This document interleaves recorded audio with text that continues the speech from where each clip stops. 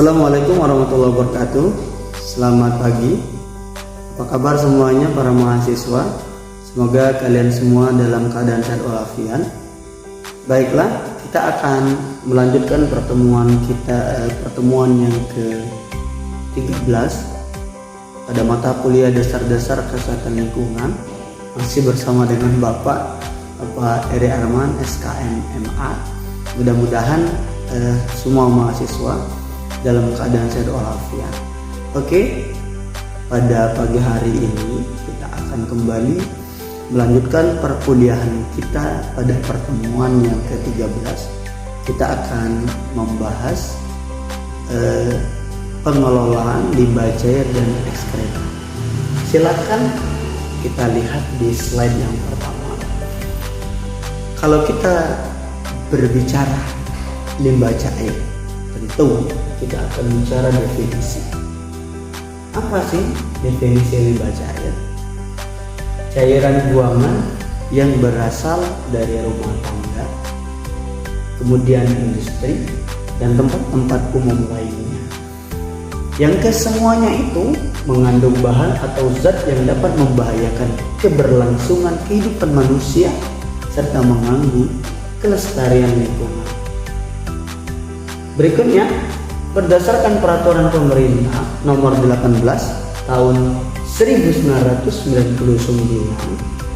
limbah itu didefinisikan sebagai sisa atau buangan dari suatu usaha dan atau kegiatan dari manusia.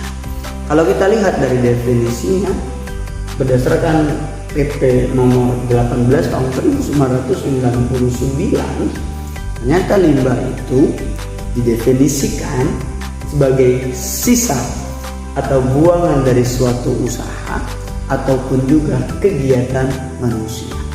Ya tentu kalau kita bicara kegiatan manusia, kita semuanya melakukan kegiatan, mulai kita bangun tidur sampai dengan kita tidur kembali, dan itu semua adalah proses perjalanan kehidupan kita.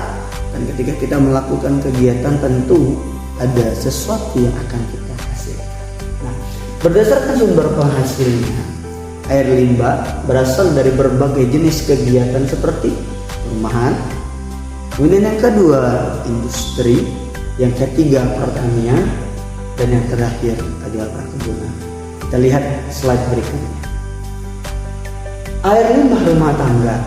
Ini kalau kita ngomongin limbah rumah tangga ini nggak ada habis-habisnya ya.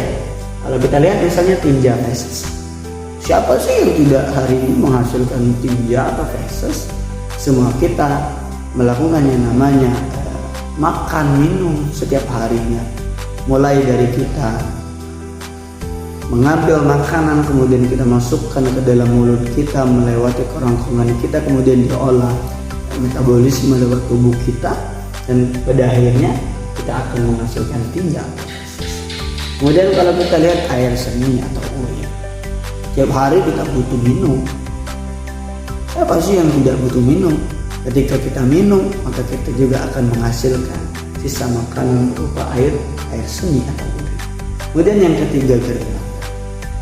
Di setiap rumah tangga pasti kita semuanya mencuci peralatan rumah tangga kita, maka kita akan menghasilkan limbah cair. Berikutnya, yang kedua, air limbah industri. Banyaknya hari ini perusahaan-perusahaan, pabrik yang membuang limbahnya itu, misal membuang limbah itu di sungai. Nah, air limbah industri ini zat yang terkandung di dalamnya itu sangat bervariasi dan bervariatif. Artinya banyak macamnya. Tidak hanya satu, tetapi bermacam-macam yang digunakan industri yang bekerja ataupun juga industri yang beroperasi. Kalau kita lihat misalnya ada nitrogen, ada sulfida, kemudian ada amonia, kemudian ada zat pewarna dan logam berat. Nah, dampak yang ditimbulkan nanti juga akan bervariasi. Misalnya nitrogen apa yang akan dihasilkan atau dampaknya. Dan kalau kita lihat misalnya sulfida, amonia dan lain sebagainya. Berikutnya, ini kalau kita lihat parameter kualitas air limbah. Ini sebagai contoh satu ya, misal nomor 3 ini oksigen terlarut. Ini penjelasannya semakin besar oksigen terlarut di dalam air, maka nanti akan menunjukkan derajat pengotoran yang relatif dia akan lebih kecil. Oke, selanjutnya. Ini kalau kita lihat nih baku mutu air limbah bagi kawasan industri, ini ada pH-nya, ini parameternya, ada satuan, kemudian ada kadar oksigen. Ini kalau kita lihat pH, TSS, BOD, COD, sulfida, amonia, fenol, minyak, NBAS, NMIN, dan lain sebagainya. Next. Oke. Untuk part yang pertama terkait dengan limbah cair sudah selesai, maka kita akan lanjutkan part yang kedua, yaitu ekskreta. Apa sih itu ekskreta? Apa yang teman-teman mahasiswa ketahui terkait ekskreta? Ekskreta adalah hasil dari proses akhir yang berlangsung dalam tubuh manusia. Hasilnya cuma dua. Yang pertama feses, yang kedua urin. Nah, pembuangan ekskreta yang sembarangan ini dapat menimbulkan kontaminasi pada air.